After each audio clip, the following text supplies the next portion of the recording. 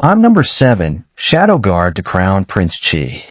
No name, no past, just a blade and a vow to die for the man who owns me.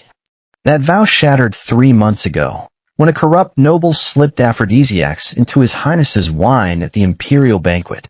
I was on duty, silent as a shadow by the pillars, when the prince, delirious, eyes burning like wildfire, grabbed me by the arm and dragged me into an empty antechamber.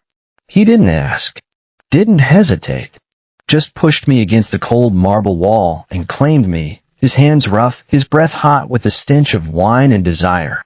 I fought at first, trained to resist, to kill, but his strength was inhuman, his grip like iron. By the time he finished, I lay trembling on the floor, my uniform torn, my dignity in shreds.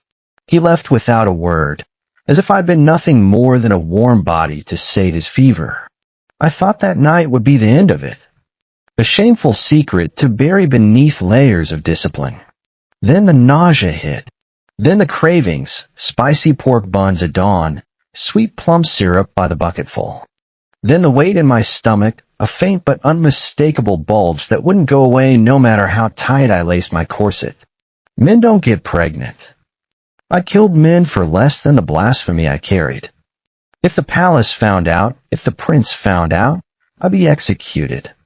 My body would be dumped in the river, and my name, if I'd ever had one, would be struck from all records. So I ran. I slipped out of the capital during a storm, trading my Shadow Guard uniform for ragged peasant clothes, hiding in a tiny village 3 days' ride south. For 2 weeks, I breathed easy. I ate until my stomach ached, slept without waking at every creak, let my guard down just enough to believe I might survive. Then I felt it, fingers brushing my lower abdomen, gentle as a lover's caress. A kiss pressed through the thin fabric of my tunic. I jolted awake, heart hammering, and found myself trapped in a familiar embrace. Broad shoulders, the scent of sandalwood and cedar, the faint scar on his wrist I'd tended to once after a battle. Crown Prince Chi. His face was inches from mine, his eyes dark with a possession that made my blood run cold. Number 7, he whispered, his voice hoarse, his body trembling slightly against mine. You dared run away with my child. His hand tightened on my waist, pressing into the bulge I tried so hard to hide. So disobedient. You need to be punished. I tried to squirm free, but he held me fast. Panic clawed at my throat. Your Highness, he brushed his thumb over my lower lip, his touch surprisingly soft. Don't speak. I've spent 3 months looking for you. I won't let you slip away again. The ride back to the capital was a torture of silence and tension. The prince refused to let me out of his sight. Even sleeping in the same tent, his arms slung over my waist as if I were a prize he'd won. I ate like a starved man at every stop, 5 meals a day, shoveling rice and meat into my mouth because I was convinced each bite might be my last. If he found out about the twins, I'd snuck to a village healer who'd confirmed it, her eyes wide with awe. He'd either kill me or lock me away forever. When we returned to the Shadow Guard barracks, Captain Kale greeted us with a scowl. He pulled off his mask, revealing a scarred face that had seen too much, and flicked me hard on the forehead. Eating 5 massive meals a day? Are you a bottomless pit now, 7? He narrowed his eyes. And why you been swapping shifts with number 5 every chance you get this past month? I stared at my bowl, my throat tight. Every meal could be my last. Better to die full than a hungry ghost. Just hungry, Captain. Kale clicked his tongue. He snatched my bowl away, his expression hardening. The prince asked about you today. Specifically, my fork clattered to the table. A strange flutter echoed from my stomach.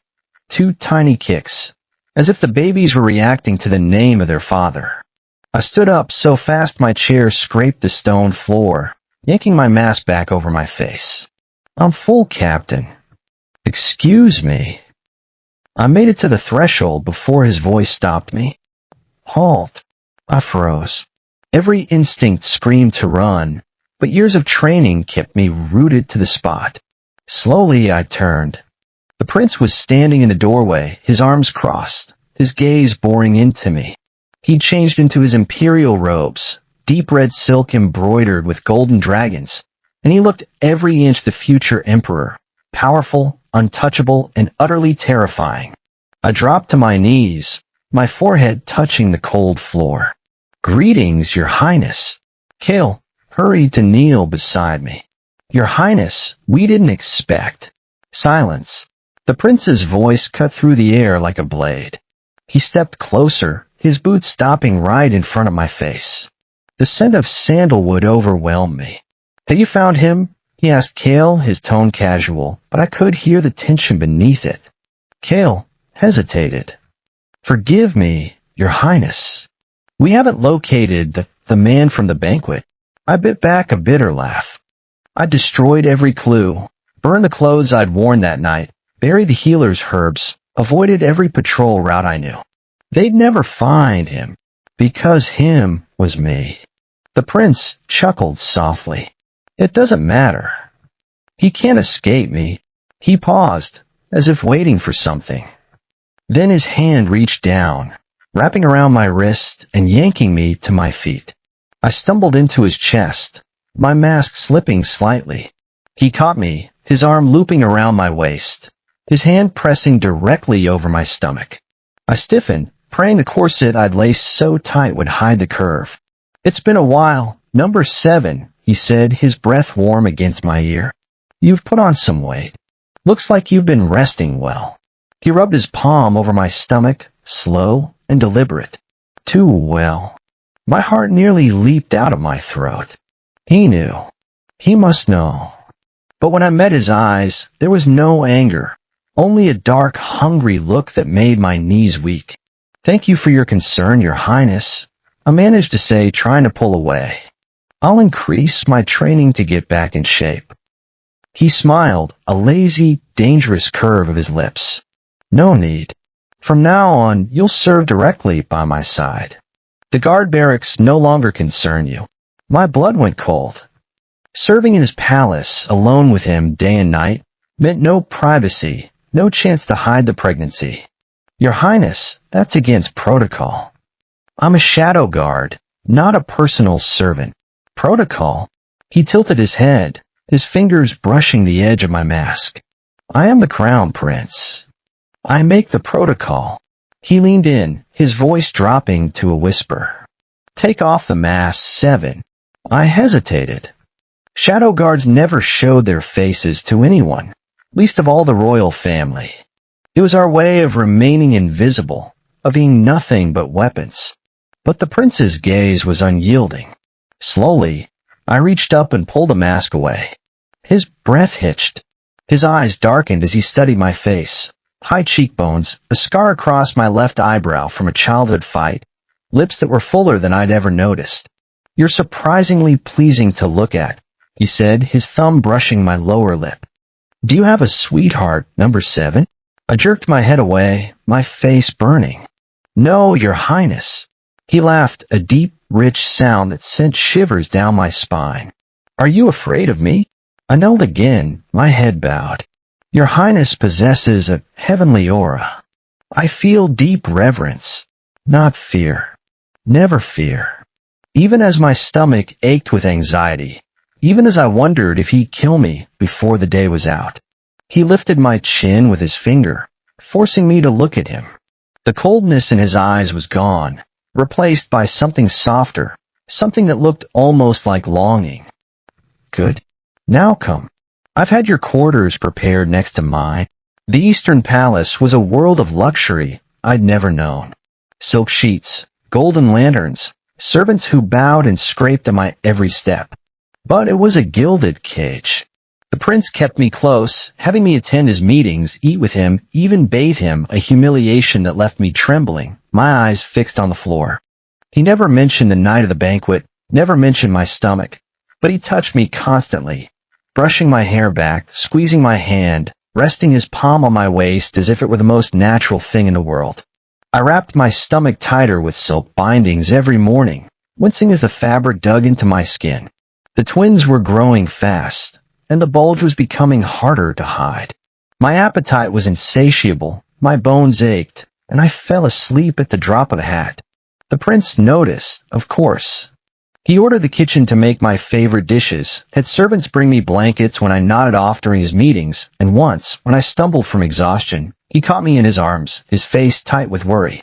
"Are you ill?" he asked, pressing his palm to my forehead.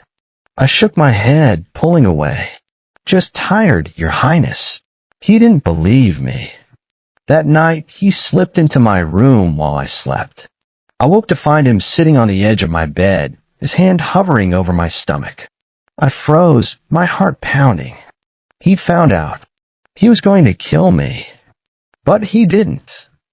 He just stared at my midsection, his expression softening. "I know," he whispered.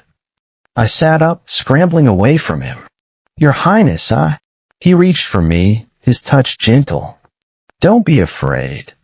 I've known for weeks. The healer you visited in the village. She's one of my people."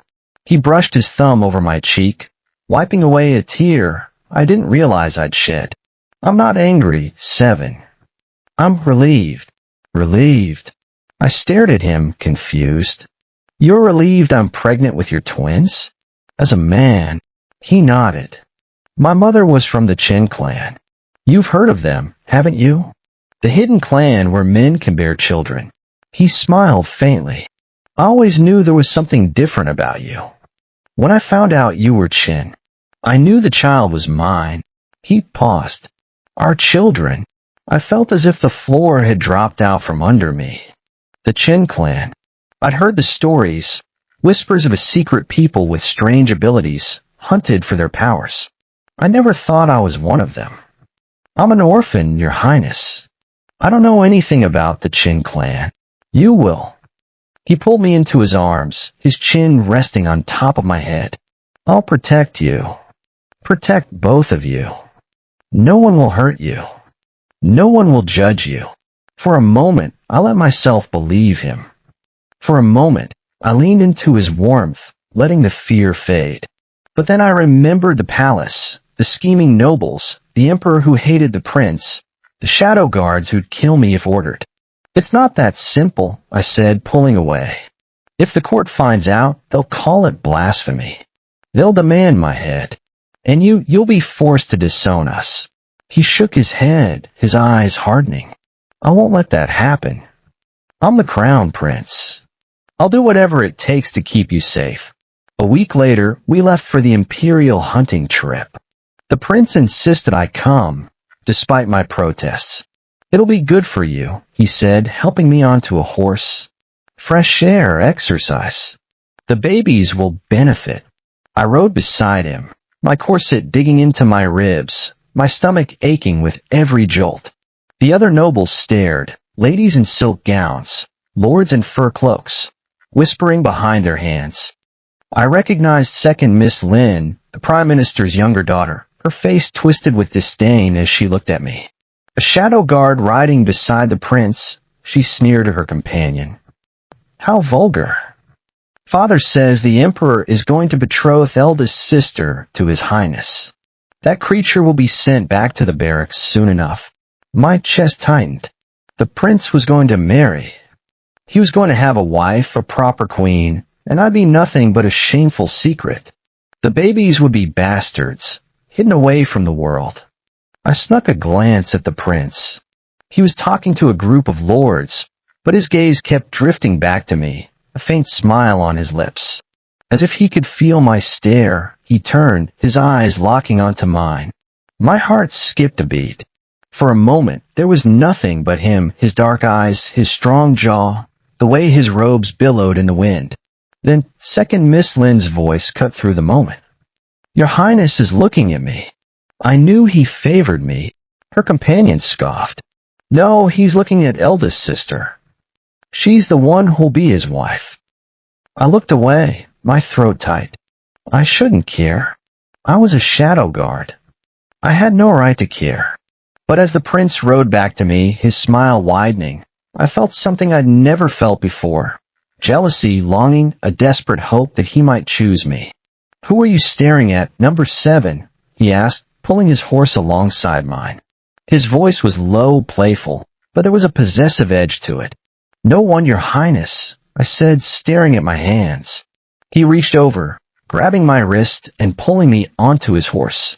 I gasped, wrapping my arms around his waist to steady myself. The crowd gasped too, ladies clutching their pearls, lords raising their eyebrows. The prince didn't care. He wrapped his arms around me, pressing me against his chest, and urged the horse forward.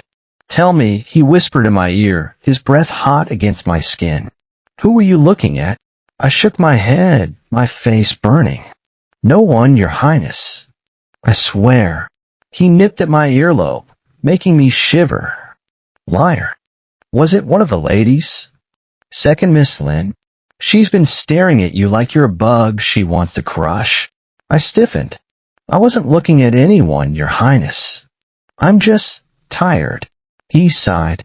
He brought the horse to a stop in a clearing, far from the others. He turned me around in his lap, his hands resting on my waist, his thumbs brushing over the bulge of my stomach. "You're mine, 7, he said, his eyes dark. "Your body, your heart, these babies, they're all mine. I won't share you with anyone. Not the lords, not the ladies, not the emperor himself." I stared at him, my heart racing. "Your Highness, you're going to marry the Prime Minister's daughter." "You have to." He shook his head. "I'm going to marry you. The emperor can protest all he wants. The court can scream blasphemy. But I'm not letting you go. Not now, not ever." He leaned in, his lips brushing mine. For a moment, I froze. Then I kissed him back. It was a desperate, hungry kiss, full of fear and longing and hope. He held me tight, his hands sliding down to cup my stomach, his touch gentle against the twins. When we pulled away, he rested his forehead against mine. "I love you, 7, he whispered. "I've loved you since the day you saved my life 3 years ago, when that assassin's blade was inches from my throat. I just didn't know how to say it. Tears blurred my vision. "I love you too, Your Highness." He smiled. "Call me Chi." "Please." "Chi," I whispered. The hunting trip took a deadly turn that night. Assassins attacked the camp, their blades glinting in the firelight. I reached for my sword, but before I could draw it, a throwing dart came flying toward my stomach. I froze, too slow, too scared to move. Then Chi stepped in front of me. The dart struck him in the shoulder. He grunted, stumbling back, but he didn't let go of me. He kicked the assassin away, his eyes burning with rage, and shouted orders to his guards. "Capture them alive. I want to know who sent them." I pressed my hands to his wound, my fingers shaking. Blood soaked through his robes, warm and sticky. "Chi, you're hurt," I said, my voice breaking. He smiled faintly, brushing a strand of hair from my face. "I'm fine. Just a scratch." But it wasn't a scratch. The dart was poisoned. By the time we got him back to his tent, his face was pale, his breathing shallow. The royal physician was summoned, but he arrived too late. He'd been assassinated on the way. Panic swept through the camp. The third prince's men were already clamoring outside, pretending to be worried, but their eyes were greedy. They wanted Chi dead so the third prince could take the throne. Chi's gaze was cold. "A bunch of dancing clowns," he muttered. I drew my sword, my blood boiling. I charged outside, slamming the blade into the chest of the man, shouting the loudest. The crowd fell silent. "His Highness is recovering," I snarled, my voice echoing through the camp. "If anyone dares speak another word of treason, I'll cut out their tongue." Chi's loyal guards moved forward, pushing the third prince's men back. I turned to go back to Chi's tent, and for a split second, I locked eyes with second Miss Lynn. She looked shocked, then impressed, then something else, something like understanding. Inside, she was lying on the bed, coughing up blood. His lips were turning black, signs of a deadly poison. I knelt beside him, my hand shaking. "Chi, hold on," I said. "Help is coming." He grabbed my hand, his fingers cold. "I'm not going to die, 7. Not without seeing our babies born." He coughed again, wincing. "The shadow guards carry antidotes." Go get one. I shook my head. I returned mine to Kale months ago. I thought I'd never need it. Despair washed over me. I couldn't lose him. Not now. Not when we'd finally found each other. I leaned down, pressing my lips to his wound. I sucked hard, tasting iron and poison. Cheek gasped, but he didn't stop me. I spat the poisoned blood onto the floor, repeating the process until the blood ran red and clean. By the time Kale arrived with the antidote, I was dizzy, my vision blurring. The poison had seeped into my system, but I didn't care. As long as Chi was alive, Kale injected the antidote into both of us. Chi's breathing steadied. His color returned, but he remained unconscious, his body flushed with fever. The head physician arrived the next day, sent by the emperor, and shook his head when he examined Chi. The poison is cured, he said, but the aphrodisiac from the banquet, its effects never fully left his system. It's been lingering, reacting with the poison. He'll need companionship to calm the fever. My face burned. The physician meant sex. She needed me. That night, I climbed into bed with him. He was delirious, his hands wandering over my body, his lips seeking mine. I let him touch me, let him love me, whispering his name as we moved together. When it was over, he fell into a deep sleep, his fever broken. I lay beside him, my head on his chest, listening to his heartbeat. I knew I couldn't stay. Not after this. The third prince would keep sending assassins. The emperor would never accept our relationship. The twins would never be safe. So I wrote him a letter. Your Highness, my existence is a stain. One day, I will be the ruin of you. Please forgive my silent departure. I kissed him goodbye, brushing my lips over his forehead, and slipped out of the tent. I rode south toward the border, where I'd arranged to meet Silas, my oldest friend, a rogue healer with a penchant for trouble. Silas was waiting for me at a hidden cabin in the mountains. He raised an eyebrow when he saw me, his eyes widening as they fell to my stomach. You're late, he said, leaning against the doorframe. And you're pregnant. Twins, by the feel of it. I collapsed into a chair, exhausted. How did you know? He rolled his eyes. I'm a healer, 7. I can feel it. Now take off that corset. It's killing you and the babies. I did as he said, sighing as the tight fabric slipped off.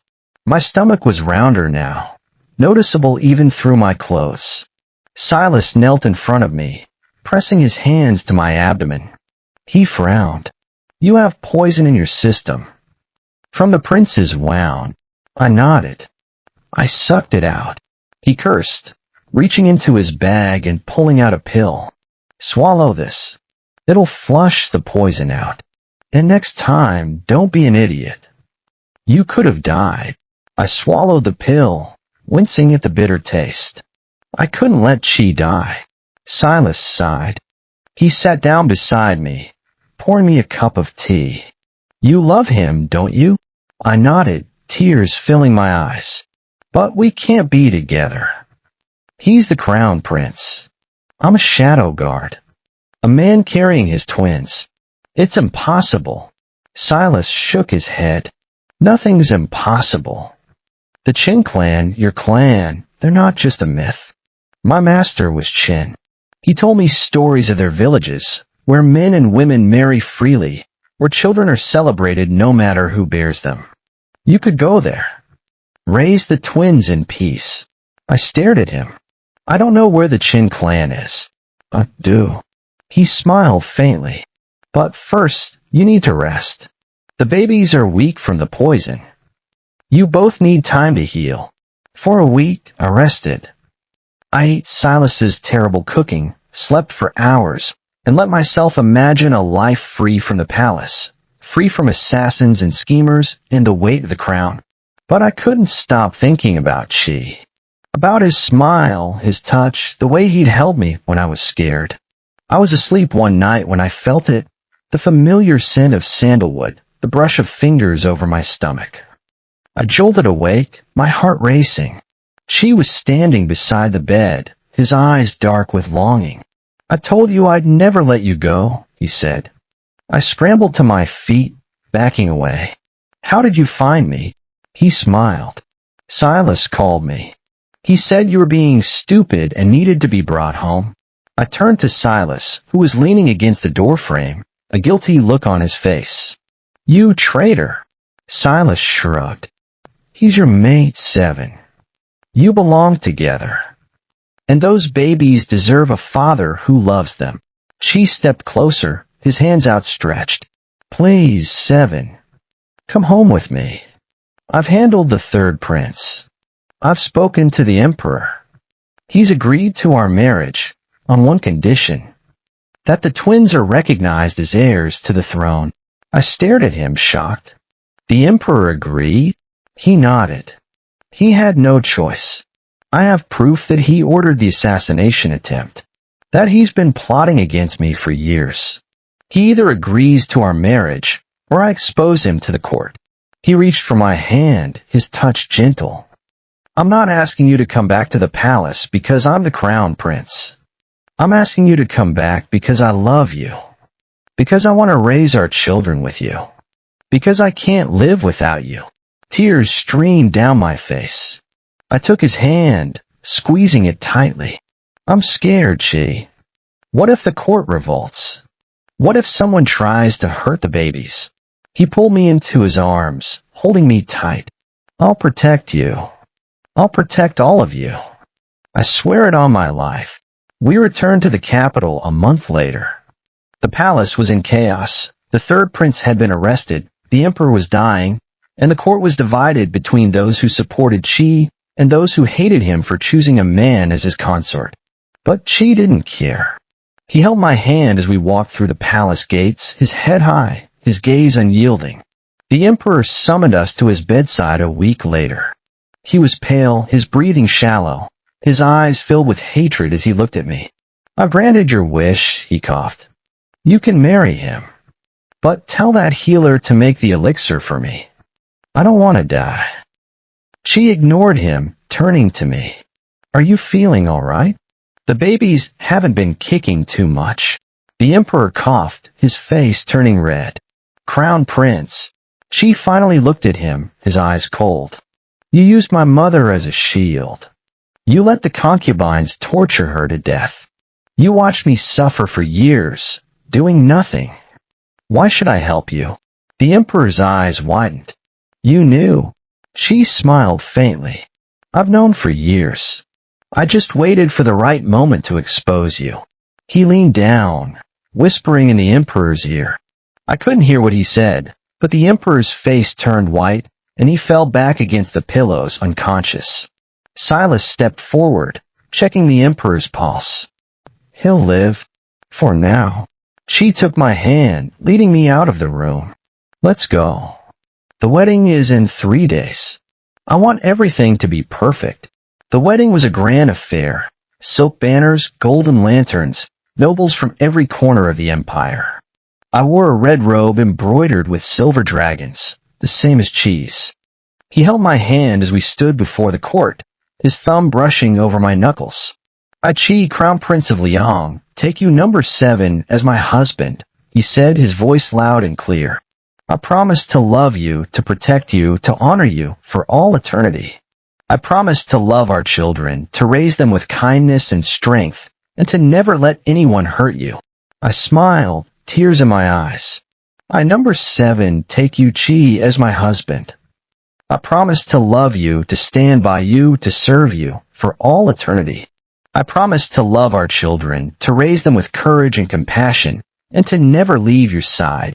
The court cheered. Even the most stubborn nobles clapped, their faces resigned. The Qin clan had sent representatives, elders in rich robes, their eyes warm as they looked at me. Chi's brother, the Ghanan king, stood at the front, smiling faintly. He'd arrived a few days earlier, introducing himself as my twin brother. We shared a birthmark on our thighs, his on the right, mine on the left, and vowing to protect me and the twins. After the wedding, we retired to the Eastern Palace. Chi pulled me into his arms, kissing me deeply. I love you, he whispered, his hands sliding down to my stomach. More than words can say. I kissed him back, wrapping my arms around his neck. I love you too. 3 months later, I gave birth to twins, a boy and a girl. The boy had Chi's dark eyes and my scarred eyebrow. The girl had my light hair and Chi's smile. The court celebrated for a week. Fires lit in every square, feasts held in every noble's home. Auspicious signs appeared in the sky the night they were born. Rainbows at midnight, birds singing in the moonlight, and the people hailed them as a blessing from the gods. She was by my side the entire time, holding my hand, whispering words of encouragement. When the babies were placed in my arms, he knelt beside me, his eyes filled with tears. They're perfect, he said, brushing his lips over the boy's forehead. I nodded, smiling. They are. Silas leaned against the doorframe, grinning. Told you it would work out. The Ghanan king stood beside him, his arm around Silas's waist. They'd finally worked out their differences, Silas having forgiven him for his past mistakes. Welcome to the family, nephews, the king said, smiling. She pulled me into his arms. The babies nestled between us. We're a family now, 7, he said, his voice soft. Nothing can tear us apart. The first year with the twins was a blur of late nights, tiny cries, and Chi's relentless spoiling. Our son, Li Wei, was a carbon copy of his father, stubborn, fiercely protective, and already obsessed with swords by the time he could crawl. Our daughter, Liu, was softer, with my light hair and a penchant for sneaking into the kitchen to steal pastries, her father's smile giving her away every time. She refused to let any nanny handle the twins alone. Every night, he'd slip into the nursery after finishing court, his imperial robe swapped for soft cotton, and sit beside the cradle, singing lullabies in a low, rumbling voice that never failed to calm them. He'd trace the tiny birthmark on Wei's thigh, the same one I had, the same one the Ghanan king had, and whisper promises of protection, of a world where they'd never know the loneliness I'd felt as a child. I'd watch him from the doorway, my heart full. He was the emperor now, crowned 3 months after the twins were born, the old emperor having finally succumbed to his illness. But when he was with our children, he was just Chi. The man who'd chased me across kingdoms, who'd fought for our love against a world that wanted to tear us apart, who'd held my hand through every contraction and kissed my tears away when the pain was too much. You're staring again, he said one night, not turning around. He reached down, picking up you, who'd woken up whimpering, and rocked her gently. Admiring your husband's parenting skills? I laughed, stepping into the room. Admiring how you let you get away with everything. She stole 3 buns from the kitchen today. The chef is terrified to tell you. She grinned, pressing a kiss to Yu's forehead. My daughter can have whatever she wants. Even if it means emptying the kitchen. He nodded to the cradle, where Wei was sound asleep, clutching a tiny wooden sword. Wei's already asking for training. Says he wants to be a shadow guard like his father. My throat tightened. I told the twins about my past, about being an orphan, about serving Chi, about the night everything changed. I'd wanted them to know the truth, to understand that strength wasn't just in swords and crowns, but in survival, in love, in choosing family even when the world said you couldn't. He can be whatever he wants, I said, sitting beside him. As long as he's safe. Chi pulled me close, his arm around my shoulders. He will be. We'll make sure of it. He paused, his gaze softening. The Ghanan king is coming next week. He says he wants to teach the twins how to ride horses. And to talk to Silas. I rolled my eyes. The Ghanan king, Chen Chi, now that I called him by his given name, had been pestering Silas for months. After the twins were born, Silas had tried to slip away back to his mountain cabin, but Chen Chi had followed him, refusing to leave until Silas agreed to be his consort. It was a messy, loud courtship, full of arguments, stolen kisses, and Silas pretending he wasn't head over heels, but everyone could see the love beneath it. He'll wear Silas down eventually, I said. Silas just likes to fight. Chi laughed. Like someone else I know. He kissed me, his lips warm against mine. Remember when you tried to run away? Twice? Thought you could hide from me. I pushed him playfully. You were terrifying. I thought you'd kill me when you found out about the twins. He pulled me tighter, his hand resting on my stomach, flat now, but still bearing the faint stretch marks from the pregnancy. Kill you? Never. I'd have locked you in the palace forever, but I'd never hurt you. Not then, not now, not ever. His possessiveness was still there, fierce, unyielding, but softer now, tempered by love. He'd grown into his role as emperor, too fair, decisive, but never forgetting where he came from.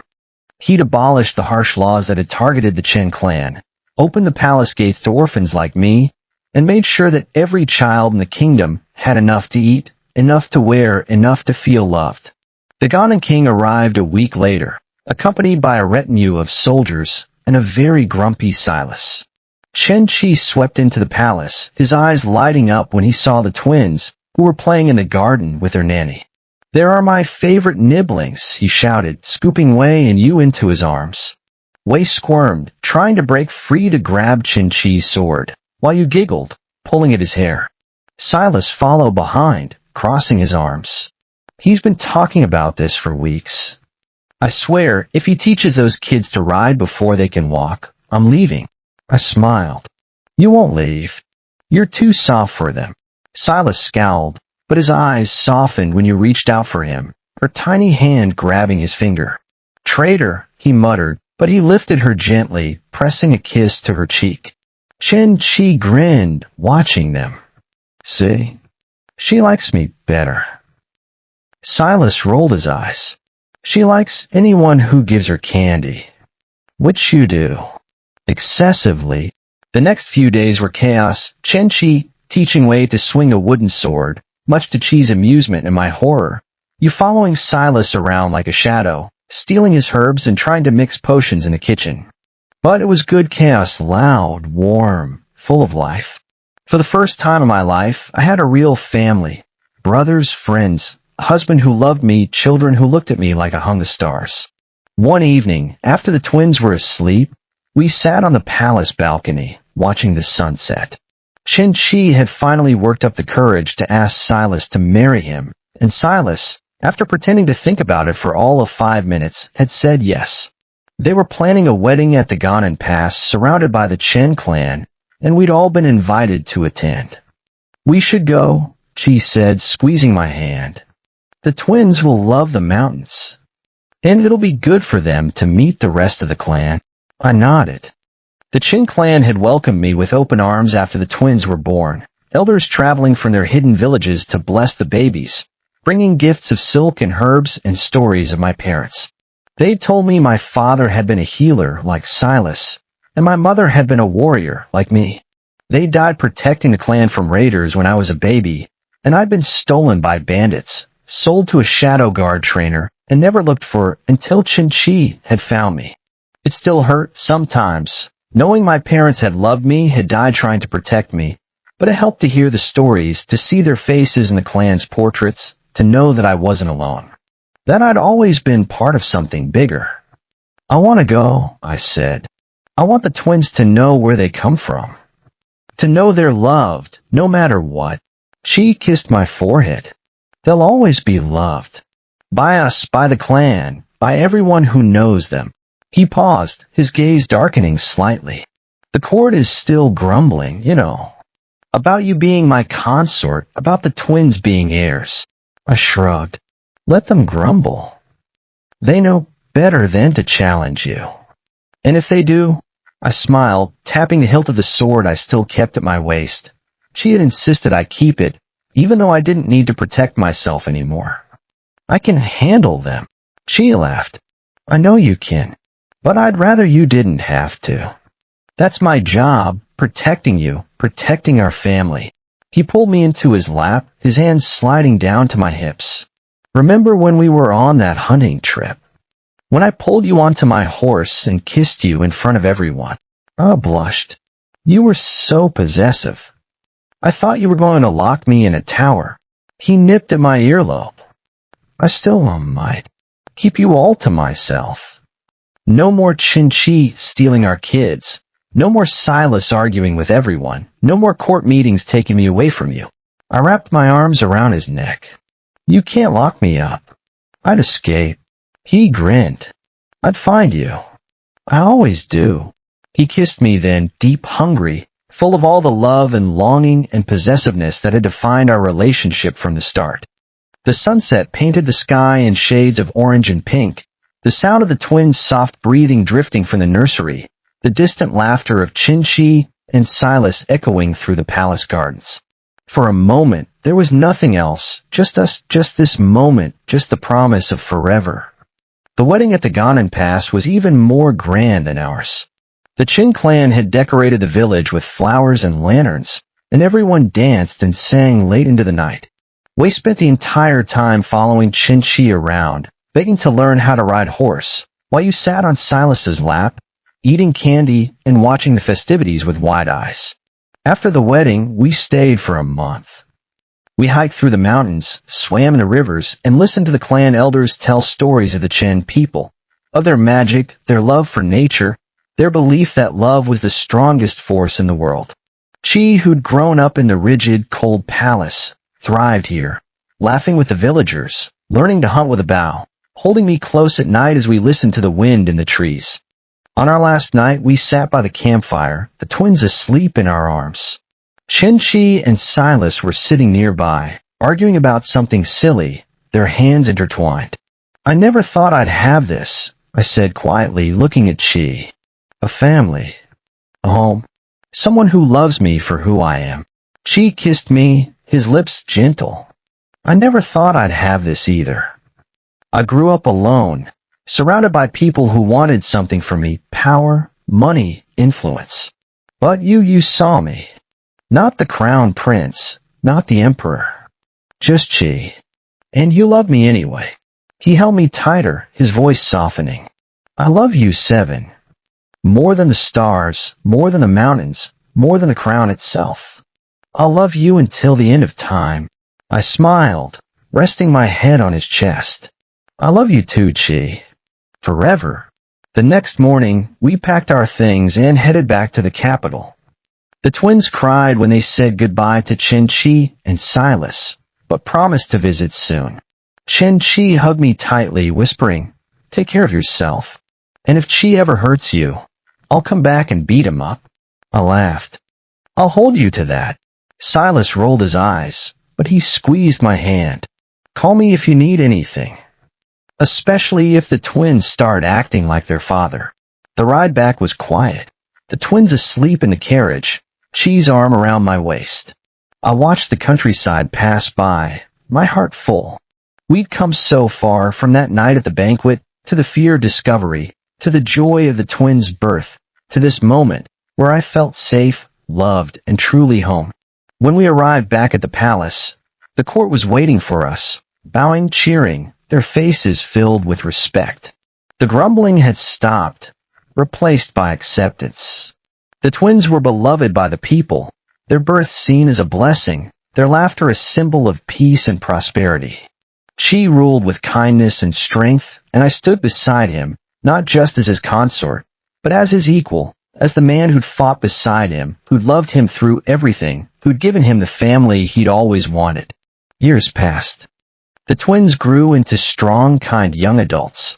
Wei becoming a skilled warrior, just like his father and me, Yu becoming a healer, following in the footsteps of her grandfather and Silas.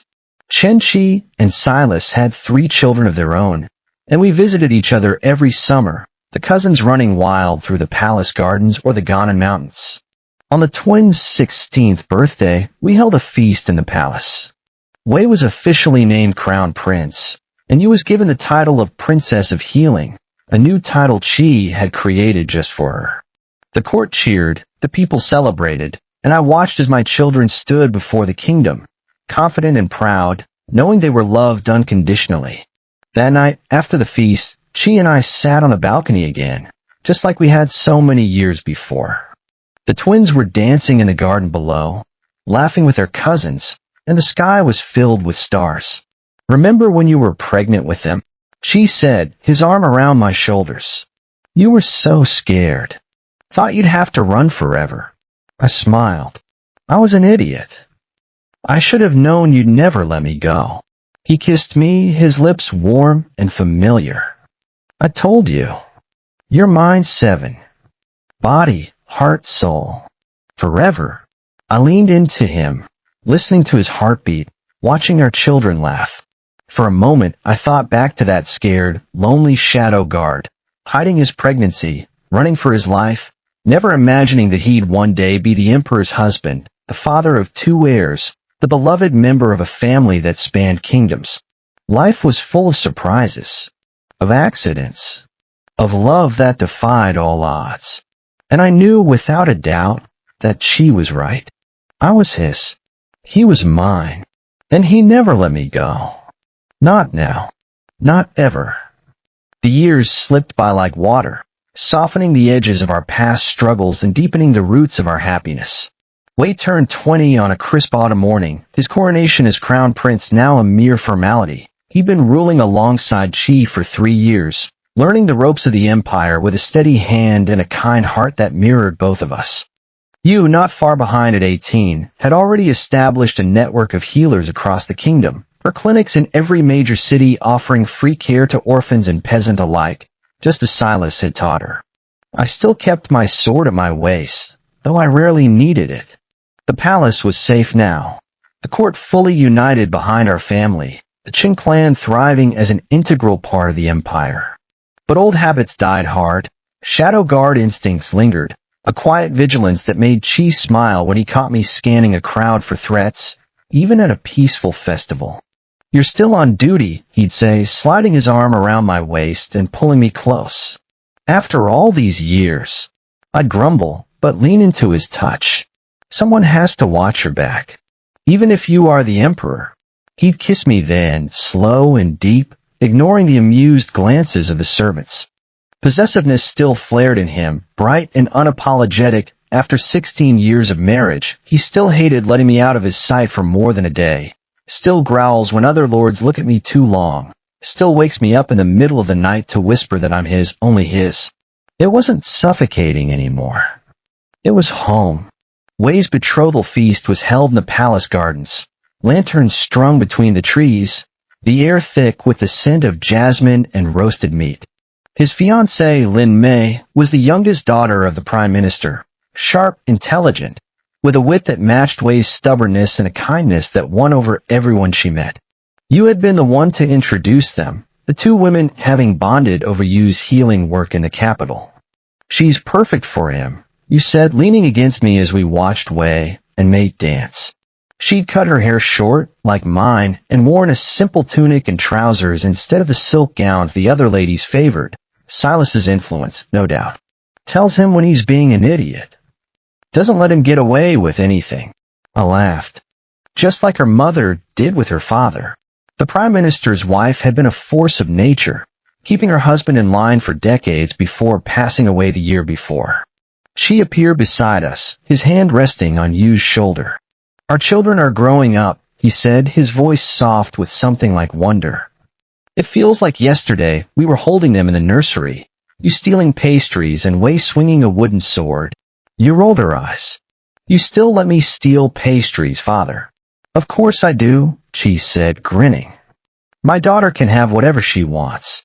He nodded at Mei, who just stepped on Wei's foot and laughed when he yelped. "Wei's lucky. He's found someone who loves him for who he is, not for the crown." I squeezed his hand. Just like we did. That night after the feast, she and I slipped away to the roof of the palace, our secret place, where we'd gone countless times over the years to escape the noise of court, to breathe, to just be together. The stars were bright, the city quiet below us, and the wind carried the distant sound of music from the gardens. "I never thought I'd have this," she said, lying back on the blanket we'd brought, pulling me down with him. His head rested on my chest, his arm around my waist. "A wife who loves me, children who make me proud, a kingdom that's peaceful." I grew up thinking power was everything. But it's not. This is. I ran my fingers through his hair, which had started to gray at the temples, silver threads that made him look even more handsome, more regal. "You deserve it. All of it. You fought for it. For us. He lifted his head, his dark eyes locking onto mine. I'd fight for you again. For the twins. For this family. 1,000 times over. He kissed me, his lips warm and familiar, and for a moment I was transported back to that night in the village, when he found me hiding and whispered that he'd never let me go. He'd kept that promise. Every single day. You're mine, he murmured against my lips, his hand sliding down to my hip, his touch possessive and gentle all at once. Forever. Yours, I whispered back. The next morning, Chen-Chi and Silas arrived for the betrothal celebrations, their 3 children in tow, 2 boys and a girl, all with Chen-Chi's dark hair and Silas's sharp eyes. The youngest, Chen-Lin, was Yu's age and her closest friend, the 2 of them having spent every summer together since they were children. Uncle 7, Lin shouted, running toward me and throwing her arms around my waist. You said we can go hiking in the mountains tomorrow. Can we? Please. I laughed, picking her up. Ask your fathers. I'm not the one who has to patch you up when you fall. Silas appeared behind her, scowling. She's already broken 3 bones this year. Hiking is off the table. Chen-Chi grinned, slinging an arm around Silas's shoulders. We'll go slow. I'll keep her safe. Silas rolled his eyes, but there was no heat in it. You'll let her climb the steepest cliff and then panic when she slips. I know you. The next few days were chaos.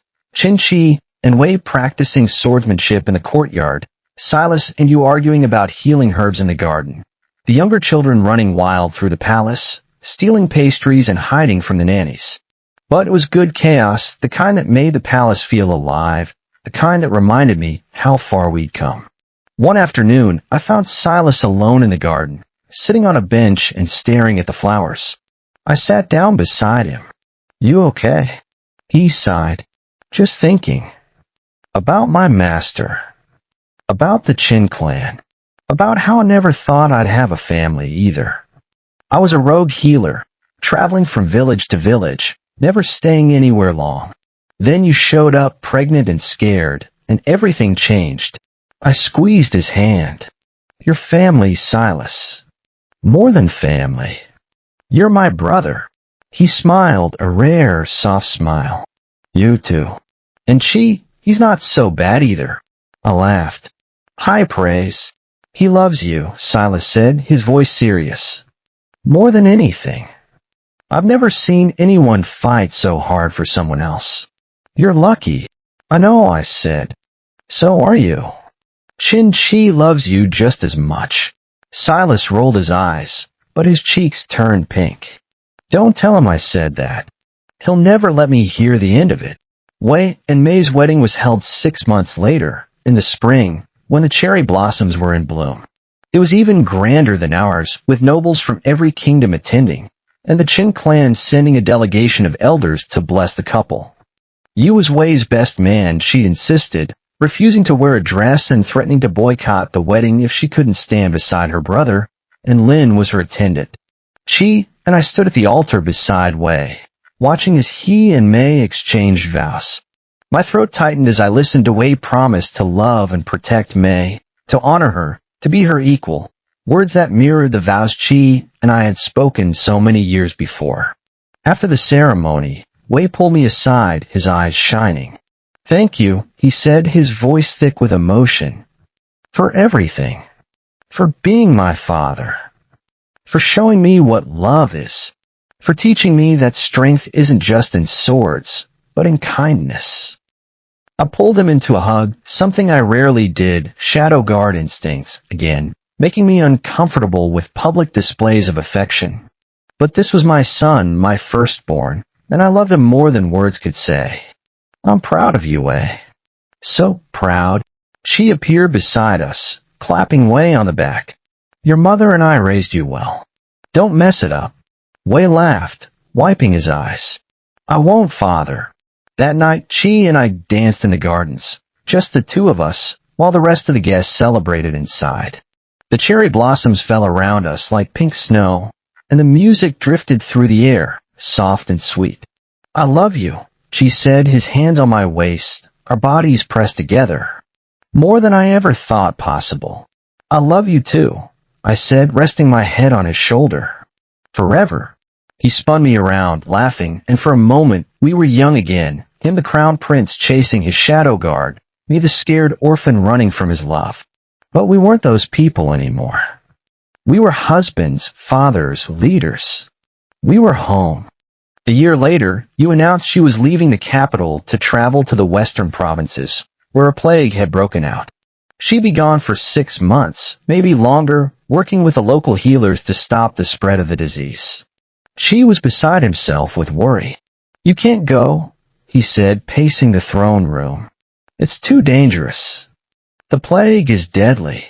I'll send other healers. You don't have to go. You crossed her arms. Father, I'm the best healer in the kingdom. Those people need me. I have to go.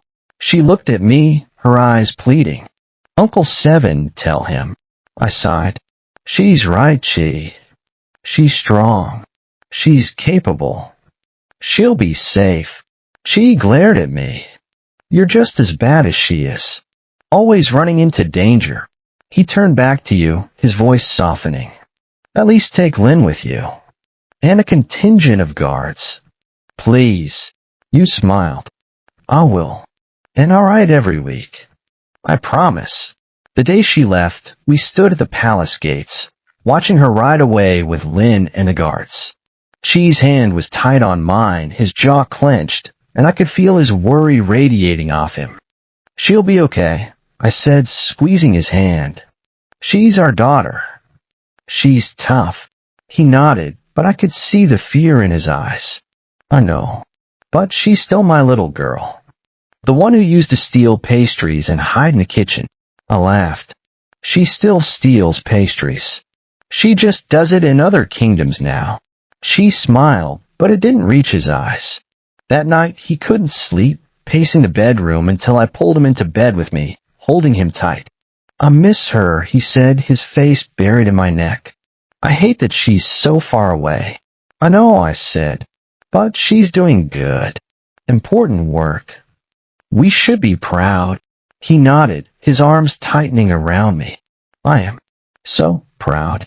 But I still worry. I kissed his forehead. I do too. But we have to let her go. Let her grow. Just like your father should have let you. Chi's father had been a cold, distant man, more concerned with power than his son's happiness.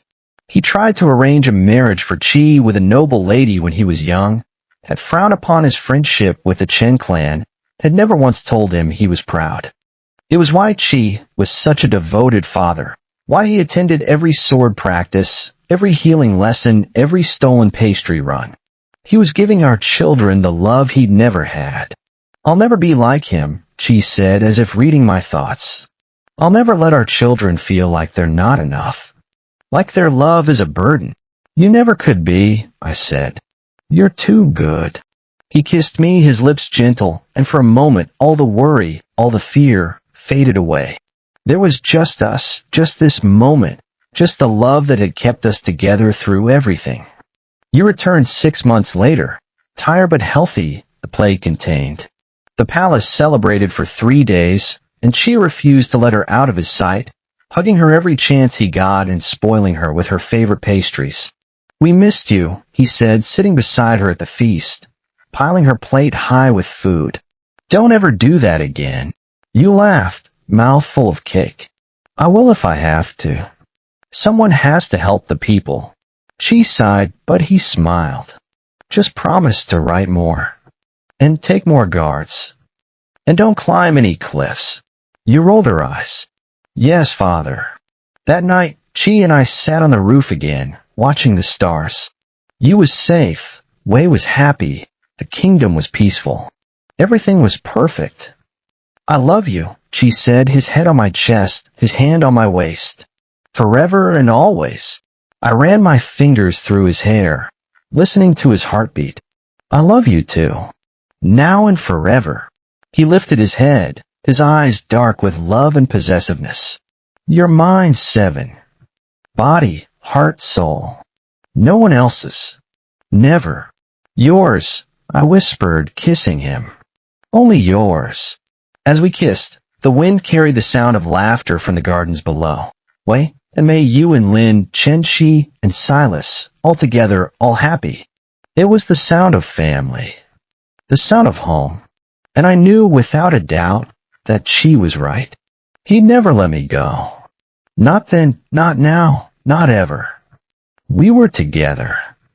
We were family. We were loved. And that's all that mattered. Forever and always.